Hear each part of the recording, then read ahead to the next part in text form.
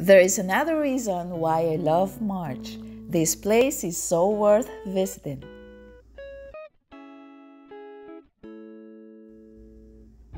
If you have not been here, join me and consider yourselves as guests of Margaret and Elise Croft.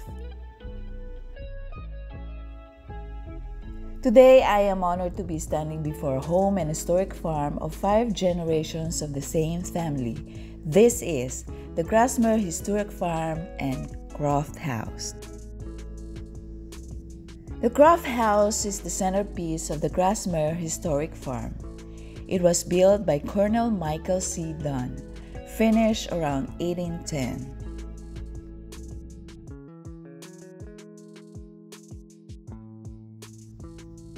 Originally built in the Federal style but was later renovated into the Italianate with a large porches by William Dixon Shute and his wife Lavinia after the Civil War.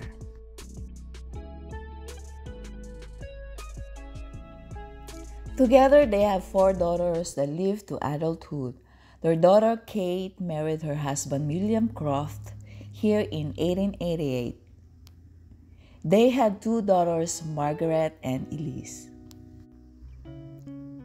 They were the great-great-granddaughters who occupied the home until 1985, and they were the last of the family who lived here.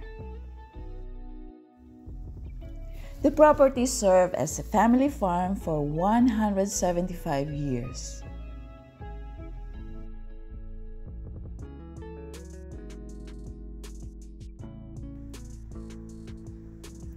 The Grassmere collection is centered around their 5 generations.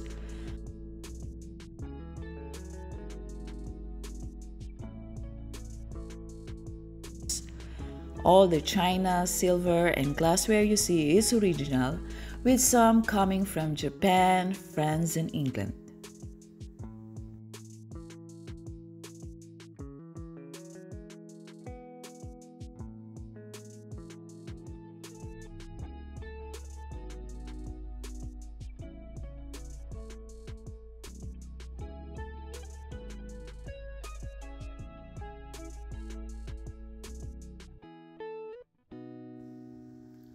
They had very specific uses here.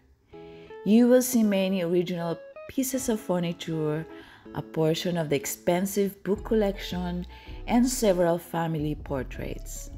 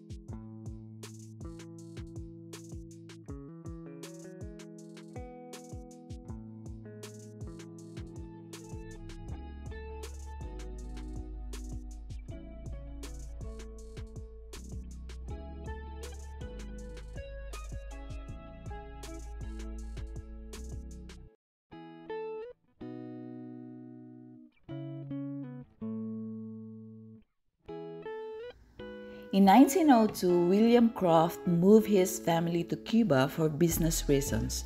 Every summer, Margaret and Elise returned to Grassmere to stay with their grandparents and aunts.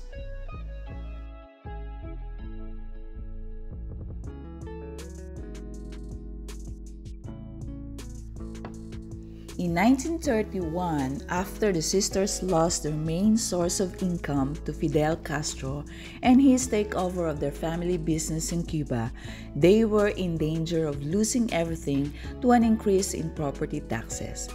They had an opportunity to sell the land to the city of Nashville in 1961, but chose not to.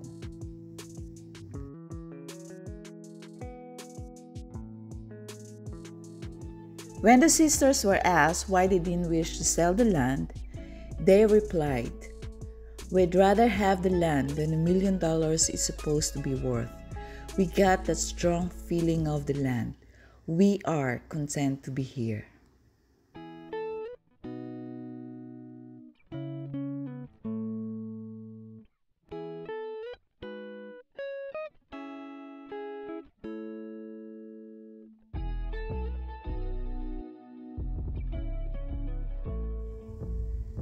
The sisters moved back to Grassmere, where they stayed until their deaths in 1974 and 1985.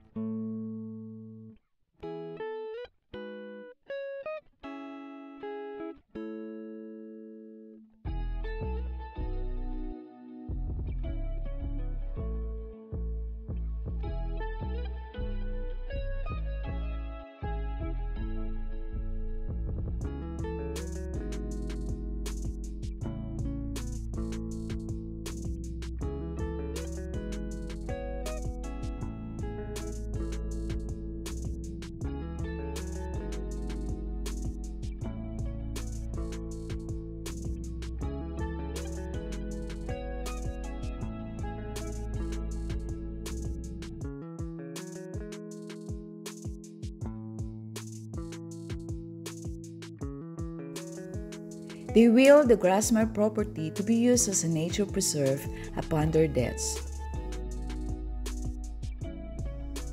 They wished for this land to be used as a nature study center to educate people about animals and the environment.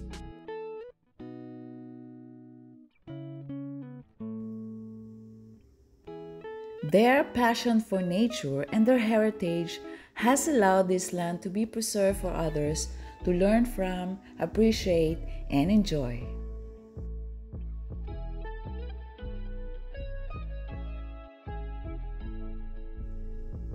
To this, I really feel their fulfillment that comes with committing a major part of their life to a good cause. It's just admirable.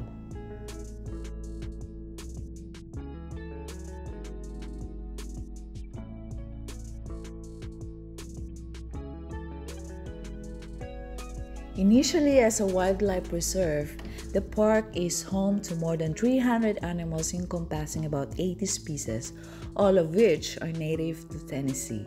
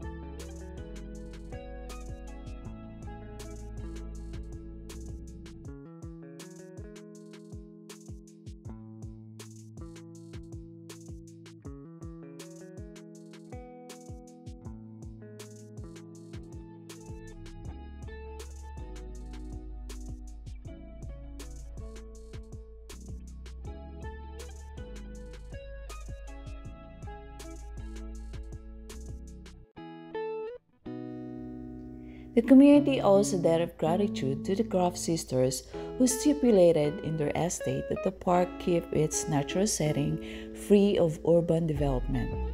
Their wish should be paramount in their discussions, and the city is very grateful to the family for this very worthy cause.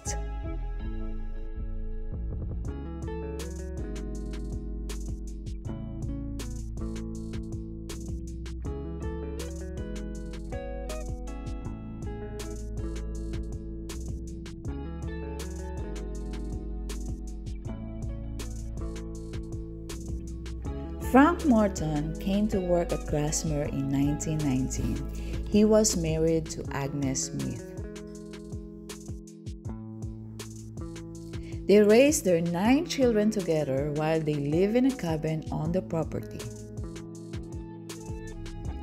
Frank worked as a farm laborer on the site until his death. Albert Morton was the 5th child of Frank and Agnes, and he lived on the property and worked for the Croft sisters after his father passed away.